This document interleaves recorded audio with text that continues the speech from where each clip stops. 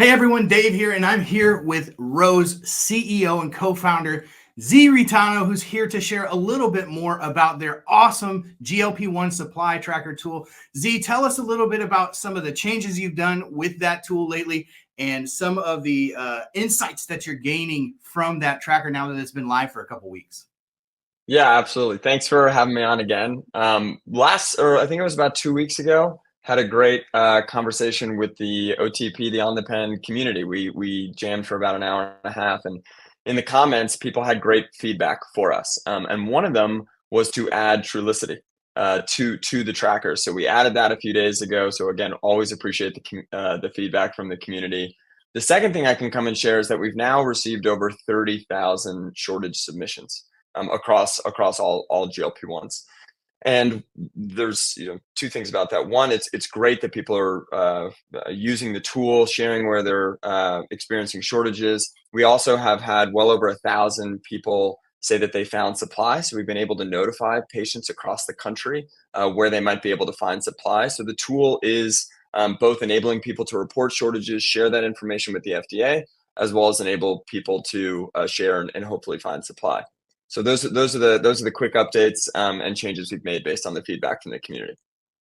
That's awesome, man. So glad to hear that you added Trulicity because there were a handful of people that were like, hey, all the GLP-1s are here, but Trulicity not. So that's awesome that you added that. And I think, Z, amazing that it's already paying dividends to people who have gone in and used the tracker. Can you kind of give everybody a little bit of insight as to how people continuing to use the tool makes the tool better?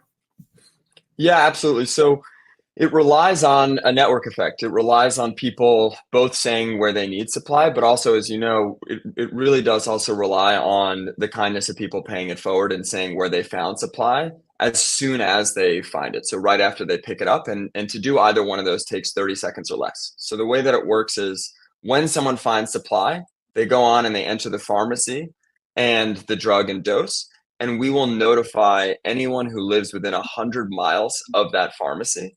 We will send them a link to the pharmacy's address, the name, and the phone number so they can transfer their prescriptions there. So again, the more people that use it and the more they use it in real time, which is why we really designed it to be able to submit either I need supply or found supply in 30 seconds or less. But it does, people are busy and it takes time out of their day. So it's just a really kind thing to do when you do find supply.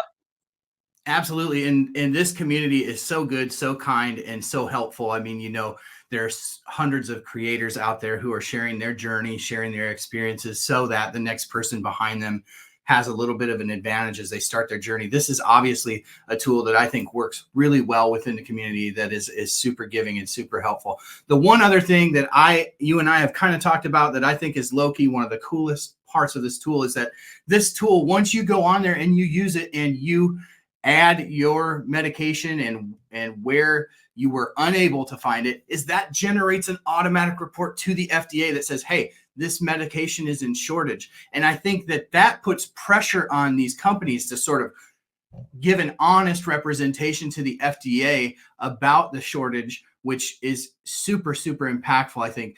Can you sort of give us a little bit of insight into how your tracker data is aligning with the FDA shortage list, which was updated this past week?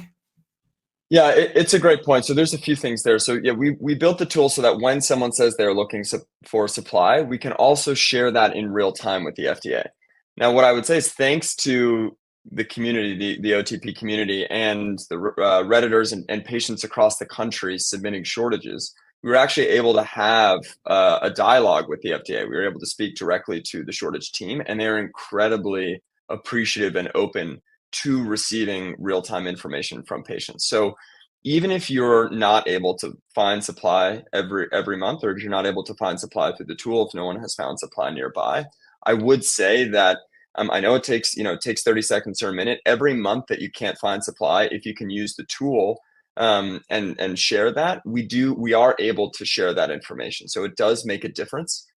Each time you submit, it's a form of advocacy and patient advocacy. So again, y'all submitting those shortages and our ability to share it with the FDA has created that dialogue. So there's just a deep level of gratitude there. So thank you to everyone who has submitted, and it is making a difference. What you did call out, Dave, is I think that this is why submitting not just once, but even submitting shortages on an ongoing basis, if you can. I know it's an ask, but why it's so important is because the one of the doses that came off. So you're right that there was a change this week on June 4th. One of the changes that occurred was Zepbound 5 milligrams came off the shortage dose. There were a few other changes as well. But the unfortunate part was that was actually the drug and dose that we received the most shortage reports across the country for. So we've received over, if you look at the site right now, I can check it at 4,964 shortage reports. So that drug dose combination, almost 5,000 people reported that they were unable to find that dose. And as you know, we only have about we have just about 30,000, well over 30,000, but that's close. So almost it's tough there. Almost 1 in 6 are reporting a shortage for that dose. That's a super significant amount of people reporting shortage in the 5. And you got to think that probably part of that could be chalked up to maybe that's where most people who are on Zepbound, maybe that's the dose that most of them are sitting on, Yeah. right? So while maybe there was a supply increase, it's not meeting demand. And key useful insights, not only for people in the community, but maybe even these drug manufacturers to kind of follow and track with too. I mean, such a cool tool.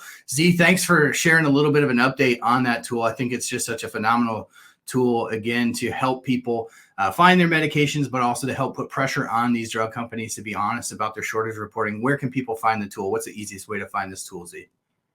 Appreciate that. I mean, there's 2 ways. One, you could go to ro.co/supply-tracker, or you could just Google Ro Supply Tracker, and it'll be the first result because of all the great support from the community. Very cool. Well, thanks for being here, Z. I really appreciate it, and we'll catch you next time. Thank you. Have a great weekend. You too.